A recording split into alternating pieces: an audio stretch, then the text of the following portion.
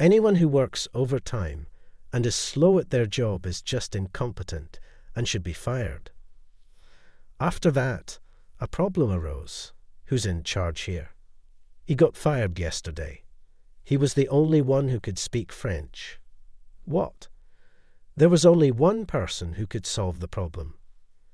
Michael tried to call him back, but my name is Brandon and I'm 30 years old. Despite being in my 30s, I live a brilliant life as a bachelor. My family home, where my parents and brother live, is about an hour drive away. We have a good family relationship, and I visit home about once a month. I work in sales, and I've been with my current company for 6 years.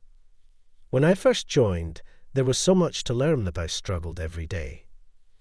At one point, I was recognized for smoothly handling a client who only spoke French, and I became in charge of foreign clients.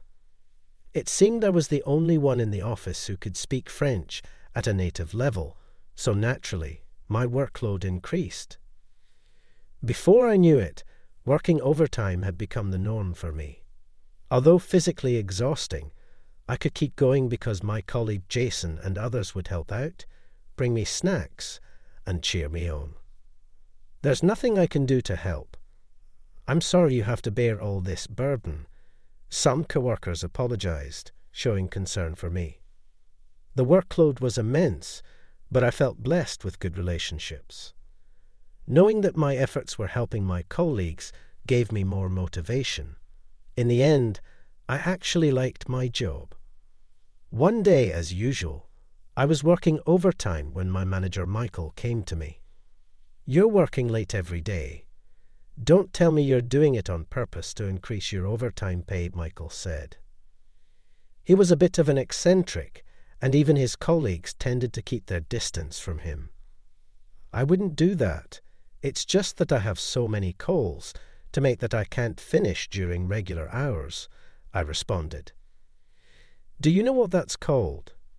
"Incompetence," he said, snorting in a condescending manner. "If I could, I'd love to go home on time and just relax," I explained. But my workload was double that of other employees. Additionally, some clients were in different time zones, and it would be rude not to call them during their daytime hours. So, working overtime was inevitable to manage my workload.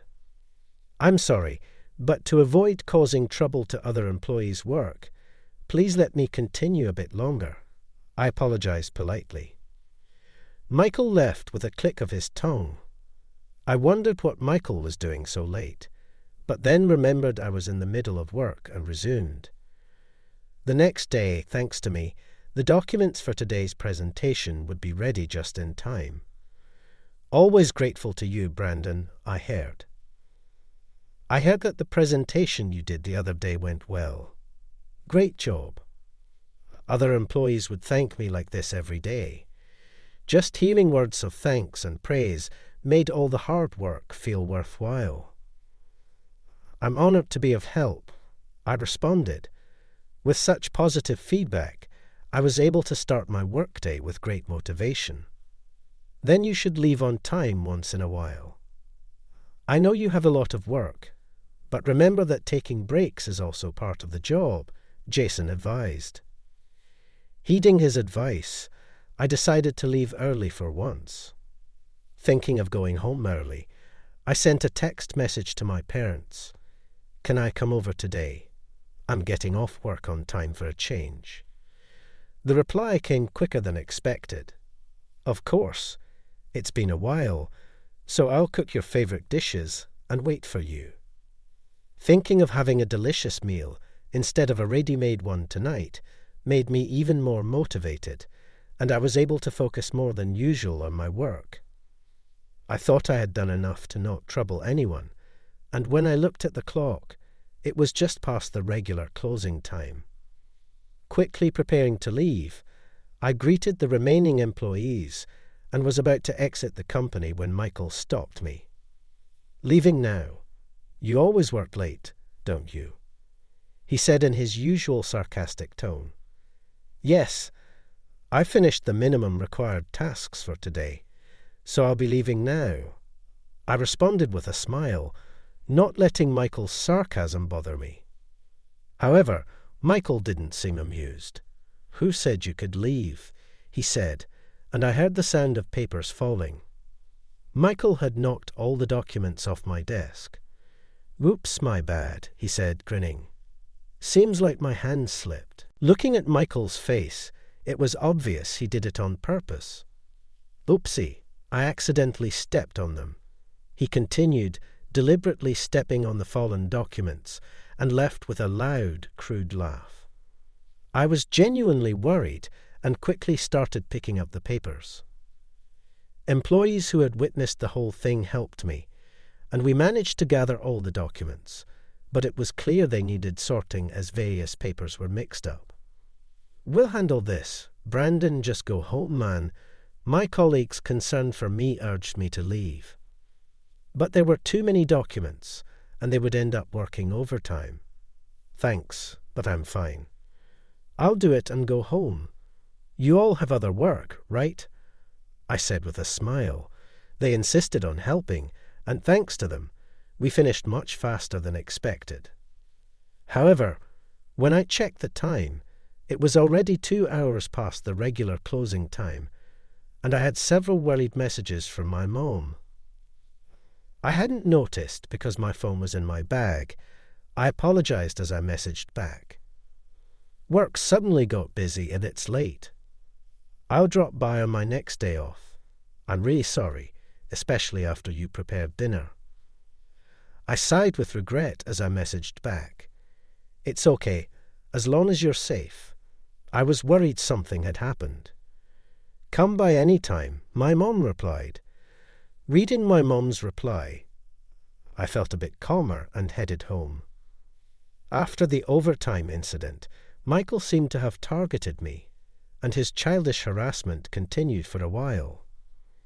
I was ordered to redo documents for being unclear, and was the only one not receiving company emails. His blatant harassment led to my colleagues often stepping in to help, but the mental strain and stress were gradually building up. With the additional workload and Michael's harassment, I often worked until the last train. Then one day, while working overtime alone, Michael came again. By now, Michael was a figure of caution for me, and I felt myself tense up. "What is it? What do you mean?" I asked, and Michael's usual condescending tone came through. "Do you even realize how incompetent you are, just scraping off overtime pay?" He said. "I apologize. I'll leave now," I said, starting to prepare to leave. "No, there's no need for you to come back," Michael said with a laugh. "What? Anyone who stays late and is slow at their job is just incompetent and shall be fired." Suddenly confronted with this, I stood there unable to grasp the meaning of Michael's words. "What do you mean?" I managed to speak, my voice strained, and Michael laughed as if pleased. "I mean incompetence is a nuisance. You don't have to come back, you're fired. Don't make me say it again."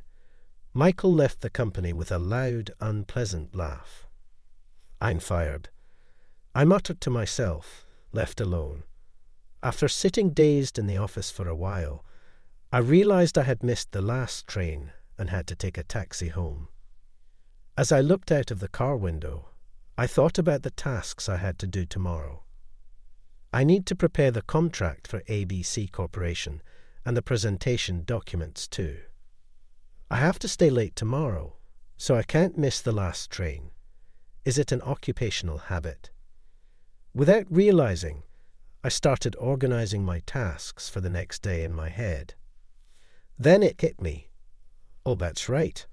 I got fired," I muttered, looking at the moon.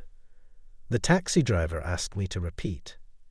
"It's nothing," I replied with a forced smile and got out of the taxi at my house. I was so drained that I just collapsed onto my bed as soon as I got home.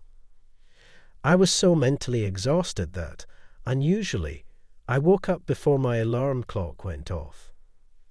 I usually get up at 7 a.m, but it was only 5 a.m. when I checked the time. I tried to go back to sleep, but Michael's words, "You're fired," kept echoing in my ears, preventing me from sleeping. I knew I had to start looking for a new job, but it wasn't easy to just move on, so I just lay there under the covers. As time passed, how much time had passed? I realized my phone had been ringing continuously. I picked up the phone, and it was a colleague, but I didn't feel like answering. I gently placed the phone back down. It was past 10 a.m. when I checked the time. I hadn't noticed it was bright outside as the curtains were closed. I wondered what my colleagues thought about me being fired. Were they angry? Were some of them happy? Was I as incompetent as Michael had said? The incident had broken my spirit, and I could only think negatively. I have been so devoted to my job, more than I realized. Even when I was a newbie, running around to the point of nearly breaking down, I had never felt this low. Lost in my thoughts, I was startled by the sudden ringing of the doorbell. Who could it be? I slowly got up and peered through the door's peephole, and it was my father. I was momentarily surprised and hesitated to open the door. Then the doorbell rang again. With trembling hands, I slowly opened the door, and my father smiled upon seeing my face. What kind of face is that? At those words, tears started flowing, and before I knew it, they were streaming down my face. I'm coming in, saying that my father entered, holding a plastic bag. Seeing me in my wrinkled suit, he lifted the bag he was holding. "Want to eat?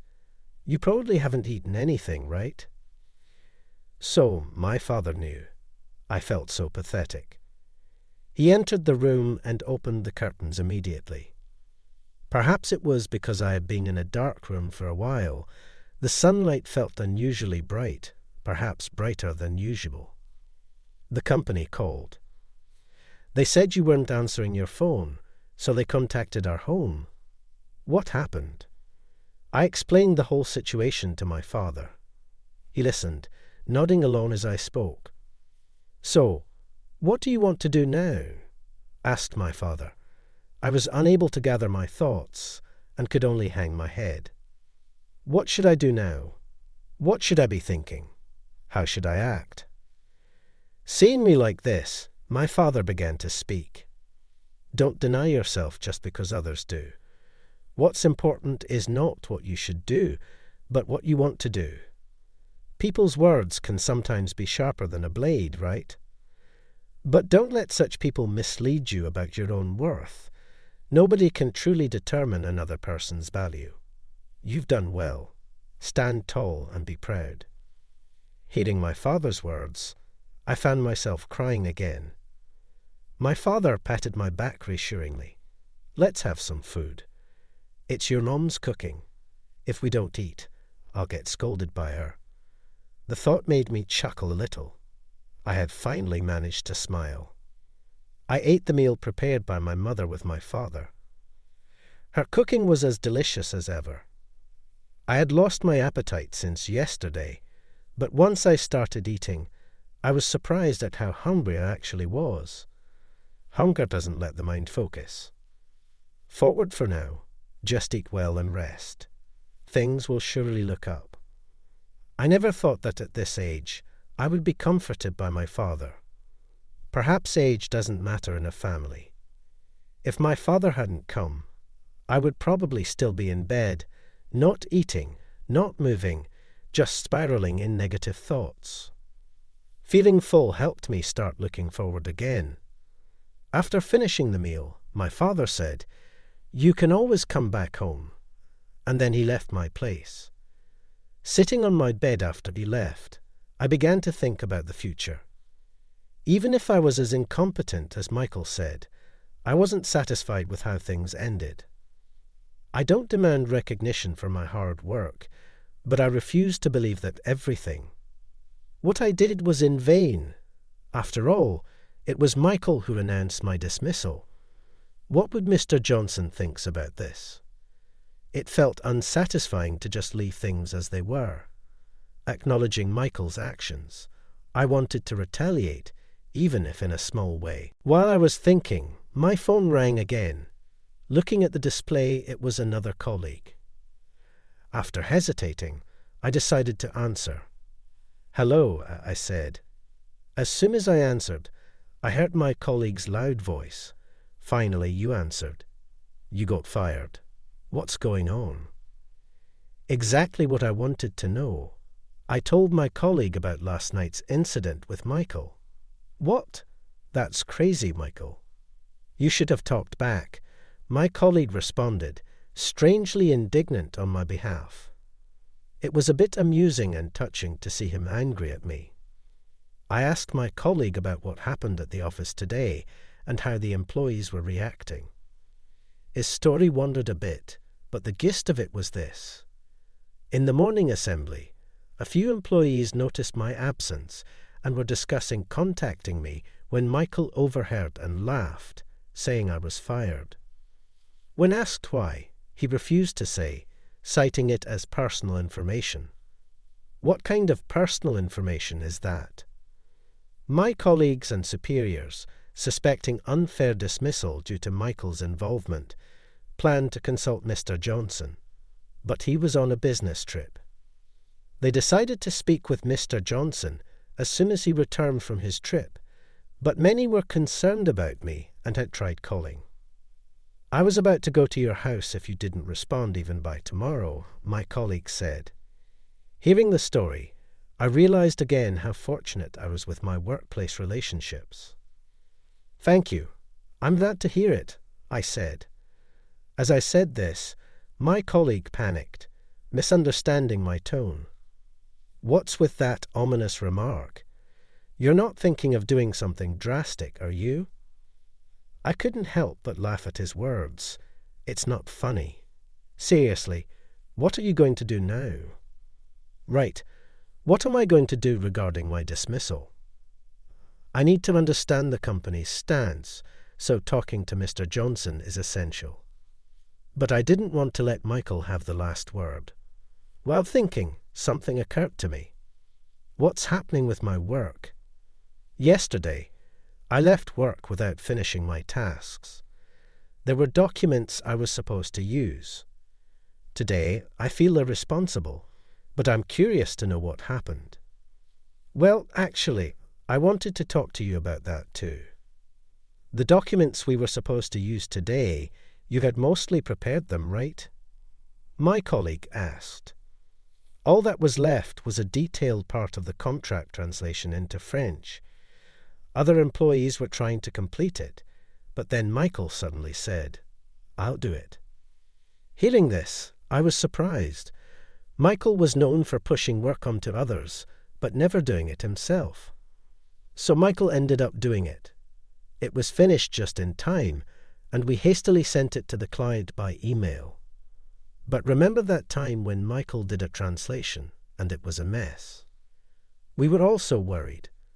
Previously, Michael had claimed, "I can handle French," and prepared a contract in French, but it resulted in a complaint from the client. This was before I joined the team, so I hadn't seen it myself, but long-standing employees told me it was a big issue. And that worry became a reality. My colleague explained what happened today. It seems like something like this happened. "Michael, there's a call from a foreign company." I could only catch your name but couldn't understand the rest. "Sorry, should I transfer the call to you?" "Come on, learn to speak French." "Just transfer it," Michael said. He answered the call and said in poor French, "Hi, I'm Michael. How are you?" "One more time," the caller requested. Again, is that even real French? Michael hesitated. "Why angry contract?" "What?" Sorry, hello." He spoke in what seemed to be French, but then he said they hung up. "What did they say?" I asked. "Oh, they said they wanted to contract." "No problem," Michael replied. But later, another call came in. The client was furious, saying the contract was so poorly done, it was unacceptable. That contract had been prepared by Michael, and French. My colleague interrupted. "Who's in charge of this?" "Get them to solve it." "He got fired yesterday. He was the only one who could speak French," my colleague explained. I sighed after hearing my colleague's explanation. I haven't seen the contents of the contract, but the fact that they're so upset is proof that it must have been pretty shoddy. And Michael's handling of it just made things worse. It feels like pouring gasoline on the fire. "It must have been tough." "I'm sorry," my colleague said. "It was my job," I replied. I couldn't think of anything else to say. I wondered if there was anything I could do, but then I remembered I was no longer in a position to be involved. I realized my dismissal was causing trouble for my colleagues. I was plagued with guilt. "It's not your fault, Brandon. Your workload was already too much. It's our responsibility too for not being able to support you. Actually, is it Michael to blame?" I felt comforted by my colleague's words and found myself wanting to return to the company. "Even if I decide to leave, I still want to talk to Mr. Johnson," I said.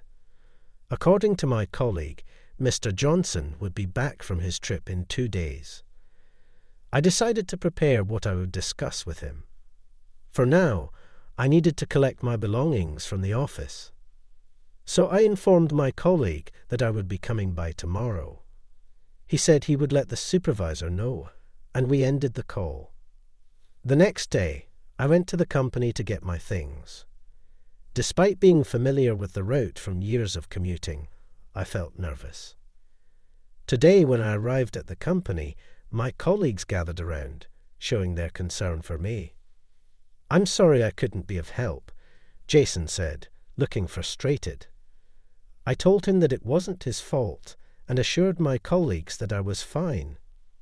When I mentioned I came to collect my belongings, their expressions turned complex. They seriously considered if there was any way for me to return, showing that they valued my presence. While talking, Michael approached and looked displeased upon seeing me. "Why are you here?" "This area is restricted to authorized personnel only," Michael said. "I just came to collect my belongings that I left here." "I'll be leaving soon," I replied. As I headed towards my desk, Michael loudly called out from behind, "Good timing. Take responsibility for your work before you leave." I turned around at that line. Could he be trying to pin yesterday's incident on me? "What do you mean?" I asked. As I asked, Michael smirked. "Your half-finished contract caused an uproar with a foreign client." "Take responsibility," Michael said, oblivious to the appalled expressions around him. He continued to blame me, and I wondered how far he would go to cause trouble, just as my anger was reaching its limit. Enough already. A familiar voice spoke, and I turned to see Mr. Johnson standing there. Mr. Johnson, the employees were also surprised to see him. He was supposed to return from his business trip tomorrow. Michael visibly panicked at Mr. Johnson's appearance. "Mr. Johnson, you were scheduled to return tomorrow." Watching Michael speak with agitation, Mr. Johnson sighed. "I came back early after hearing about the trouble. So what's all this commotion about?" Mr. Johnson's anger was evident to everyone. Understandably, the employees fell silent, making the office quiet. Even though I was fired, I had wanted to talk to Mr. Johnson. I thought this might be the perfect opportunity, but it didn't seem like the right time to speak up. Shouldn't the commotion be explained and guidance sought? But perhaps as someone who's been fired, it wasn't my place to say anything. Amid a loud ticking of the clock, Mr. Johnson spoke again. "What's this commotion about?" "Tell me, Michael." Michael became even more unsettled when he was called out by name. However, with a slice of smoke, as if having thought of something, Michael began to explain to Mr. Johnson. This guy here, he made a sloppy contract that led to a complaint from a foreign client. I was just lecturing him about it. He always works late, and I thought maybe he was doing it on purpose to increase his overtime pay. So I fired him yesterday. I told him to take responsibility for this mess before he quits. Michael presented himself as if he were doing the right thing. I felt a renewed contempt for him, realizing once again how self-centered he was. Although I didn't want to be attacked by Mr. Johnson, it might be an opportunity to explain my side. If he didn't believe me, it could be a valid reason for leaving. Just as I was about to take a gamble and speak up, Mr. Johnson intervened. "Is that so? Then, Brandon, come to my office." Suddenly, I was filled with tension, but this gave me an opportunity to have a private conversation with Mr. Johnson. Looking at Mr. Johnson, his face was no longer stern, but had a gentle smile. Yes, I left my belongings on the desk and followed Mr. Johnson into his office. It serves him right. This will save me. Upon entering the president's office, Mr. Johnson opened the window. A silent pressure weighed in the air, creating an atmosphere that made it difficult for me to speak. I waited for Mr. Johnson to say something first. I wondered if I was going to be reprimanded, bombarded with questions, or possibly even faced with discussions about damages or compensation. It's a story from about 20 years ago, before this company was founded. Back then, I worked at a regular corporation. I exclaimed, surprised by the unexpected start of his story. Seeing Mr. Johnson's face, it was no longer the intimidating look from before, but a gentle smile. I was about your age back then. I was struggling with work, no matter how hard I tried, disliked by my boss, and on the verge of giving up. That's when a senior colleague told me, "Don't let anyone else's disapproval bring you down. You're doing great. Stand tall and be proud." I was struck by Mr. Johnson's words. They sounded so familiar. "Those words," I murmured. Mr. Johnson laughed heartily. "How's your dad doing?" I was stunned. Could it be that Mr. Johnson and my father know each other? I had never heard about this. I was so surprised that I couldn't speak, but Mr. Johnson continued, "Your father's words inspired me to persevere and eventually establish this company. In a way, he's my benefactor. When you joined the company, your father contacted me, asking me to look after his son. I didn't reveal our connection to prevent you from becoming complacent or feeling pressured. I hope you understand." Before I knew it, Mr. Johnson's kind words had eased my tension, and I felt a sense of happiness. I realized I had been watching over all this time. "Yes, thank you so much." As I said that, Mr. Johnson gave me a warm smile. "About the recent matter, I reviewed the documents and contract you sent to the client. On my way back to the office, it was clearly made by someone else, so I know you weren't the cause. And about Michael firing you, I won't let that happen. If you're willing, I want you to continue working with us. What do you say?" It seemed like Mr. Johnson had seen right through what I wanted to discuss. I respected the insight of someone at the top of the company. Of course, please let me keep working here. Maybe I'm simple-minded. Feeling relieved brought back my confidence. I was truly happy to continue working here. That's a good response. I apologize for making you feel anxious and uncomfortable. It was not my intention. Mr. Johnson apologized. I was flustered and surprised. It wasn't Mr. Johnson's fault. I knew that and had no complaints against him. "I never wanted you to apologize." "Sorry." I apologized reflexively, and Mr. Johnson chuckled. Why are you apologizing? You haven't done anything wrong. I've heard about your good work. I want you here, not because of my debt to your father, but because you're a capable employee. Please understand. I learned how much being acknowledged can bring happiness and confidence. My eyes welled up with tears, perhaps because of the emotional strain. Mr. Johnson said I could leave, and I exited his office. When I stepped out, all eyes were on me. It seemed I had caused quite a worry. I smiled and gave a thumbs up, and my colleagues cheered with joy. A co-worker patted my shoulder, saying they were glad for me.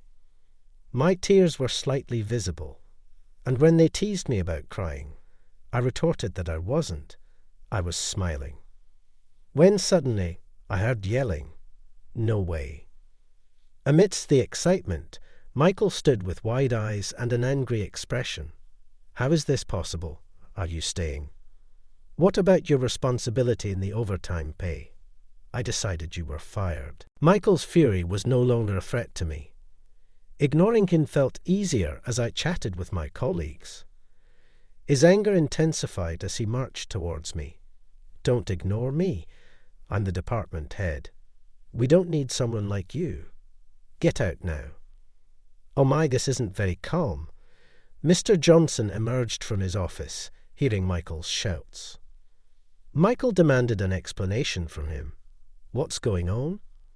What about his responsibility for the client incident? You haven't reversed his firing, have you? Michael continued to shout angrily at Mr. Johnson. We all watched, more nervous than him. You don't have the authority to fire an employee, and wasn't it you who messed up the contract? Mr. Johnson spoke calmly, halting Michael's momentum. Silent and head down, Michael began to tremble. I don't understand what you mean. I didn't do anything. I'm not involved, still trying to deny it. At this point, his audacity was impressive, but not enviable. He desperately didn't want to admit his fault. As Michael denied it, I wondered what Mr. Johnson would say. Then, surprisingly, another employee spoke up. That contract was made by Michael. I'm sure, to my surprise, one of the employees started to testify, leading the way. Other employees also started testifying. I heard Michael ordering the contract to be sent by email. I heard Michael trying to communicate with the client in French, which he couldn't speak properly. I heard it too. It was clear from the conversation that it wasn't going well at all. Michael was taken aback by the successive employee testimonies, but when he shouted, "Shut up!" everyone fell silent. It was remarkable how much disdain he had garnered as a professional, and it was questionable how someone like him could be a department head. I felt a newfound closeness to Mr. Johnson, and considered asking him about it later. Michael, why don't you just accept it gracefully? You're making a bad situation worse. As I said this, Michael turned beet red with anger. It was nothing but a tantrum, and he kept insisting he was not at fault. But Mr. Johnson put an end to this blame-shifting plan. However, we have surveyed footage and computer data history that clearly show your involvement. So, no matter what you say, you're fired. Struck by the final blow, he fell silent and froze for a moment. And then Michael crumbled to his knees. Finally, he was quiet. He muttered in a low voice, sweating profusely. This wasn't supposed to happen. You'll receive a formal notice later. Go home for today. Eventually, Michael gathered his things and left dejectedly. Thus, the matter was concluded. Afterwards, Michael was fired. It turned out Michael was a distant relative of Mr. Johnson, and Mr. Johnson had been asked to look after him because Michael couldn't hold down a job. Michael had been taking credit for others' work and got promoted to department head. Mr. Johnson admitted it was his responsibility for not seeing through it and expressed his need for self-reflection. Losing his job, Michael entered a self-destructive phase and resorted to gambling. Soon, he couldn't pay his rent and was evicted. In a panic, he found a job with a dormitory, but the shared bathroom and thin walls, with complaints about any noise, made it tough. As for me, I returned to work the next day. My colleague's welcome back gift was a pile of work, just as I expected. But now, I am happy to be busy again.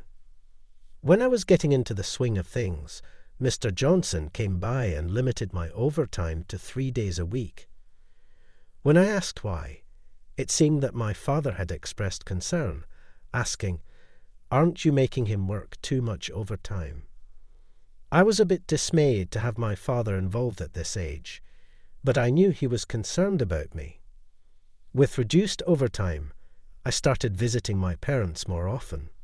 My mother and brother, worried about the recent events, treated me as if nothing had happened, which I greatly appreciated. Later, I learned that my mother was childhood friends with Mr. Johnson. She had wanted to complain to him about the overtime in the recent incident, but my father had calmed her down. My brother had been fired up about taking action against Michael, but again, my father had intervened.